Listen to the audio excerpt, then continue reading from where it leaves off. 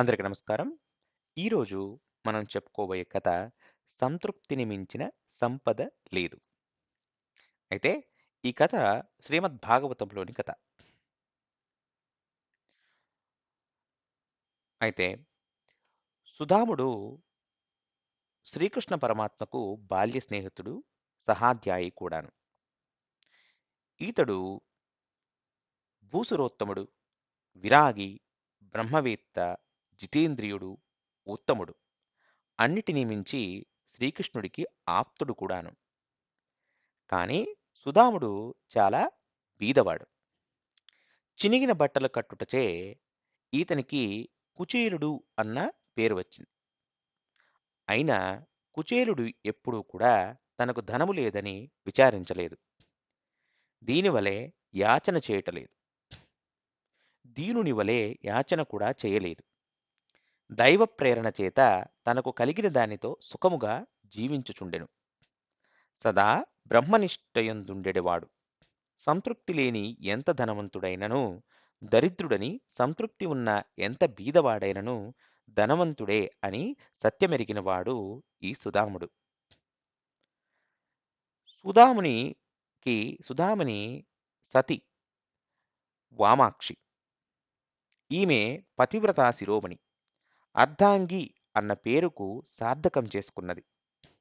ఒకనాడు సుధామునితో వామాక్షి ఇట్లా అన్నది: నాథా, అవంతిపురమున పరమాత్మ మీరు సందీప పరమాత్మ మీరు సాందీప మహర్షి వద్ద సహాధ్యాయులు.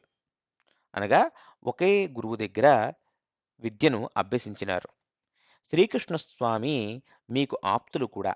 పరమాత్మని దర్శించిన వారికి సకల కష్టములు తొలగును కదా. ఒక పర్యాయము ఆయన కడకు వెళ్ళి రాకూడదా అని ఆవేదనను వ్యక్తపరిచినది. తన అర్ధాంగి చెప్పిన హితవాక్యాలు విని సుధాముడు, వామాక్షి, ఆ పరంధాముని దర్శనము నాకు లభించునా, అయినను ఫలాపేక్షరహిత చిత్తముతో ఆ భగవానుని దర్శనమునకు పోయేదను. మన హితము ఆ సర్వజ్ఞుడే చూసుకుంటాడు.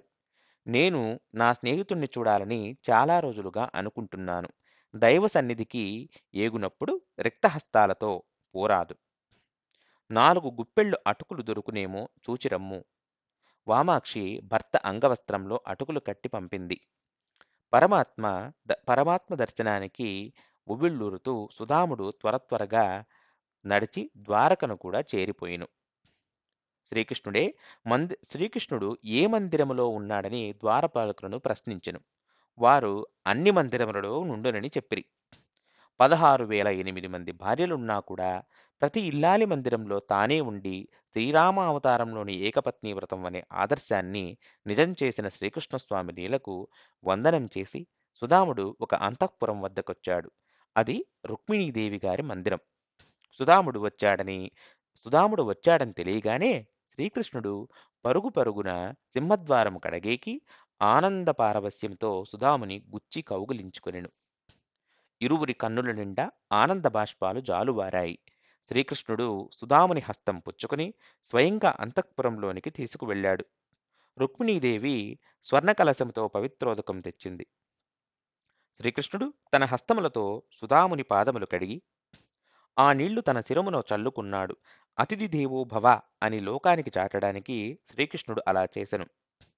అది చూచిన వారంతా ఆ జలమును తమ శిరములపై చల్లుకున్నారు. ఆ తరువాత శ్రీకృష్ణుడు తన పర్యంకంపై సుధామును కూర్చుండబెట్టి యథావిధి అతిథి సత్కారము చేసెను. మృష్టాన్నములతో భోజనం పెట్టెను. పరమాత్మ తనకు సేవ చేయుట చూడలేక సుధాముడు శ్రీకృష్ణ స్తుతి చేసెను. తరువాత ఎంతసేపు వారు ప్రియభాషణములాడిరి. తరువాత ఎంతోసేపు వారు ప్రియభాషణములు ఆడిరి. శ్రీకృష్ణుడు సుధాముడు తెచ్చిన అటుకులు తిని, ఇట్టి అటుకులు నా చిన్నతనమున మా అమ్మ నాకు తినిపించేది. మరలా ఇప్పుడే తినుట అని అన్నాడు. మరునాడు సుధాముడు తన గృహమునకు మరలెను. శ్రీకృష్ణుడు సుధామునికి ఘనముగా వీడ్కోలిచ్చెను. సుధాముడు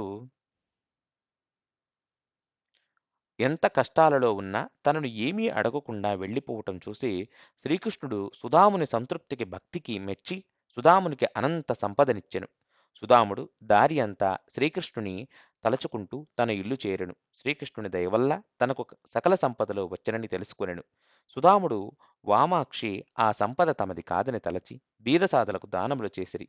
ఎన్నెన్ని దానములు చేసినా ఆ అనంతనిధి కరగలేదు. అలా అనంత పుణ్యాన్ని ఆర్జించి ఆ దంపతులు కడకు కైవల్యమును పొందిరి. అయితే ఈ కథలోని నీతులు మరొక్కమారు చూద్దాం.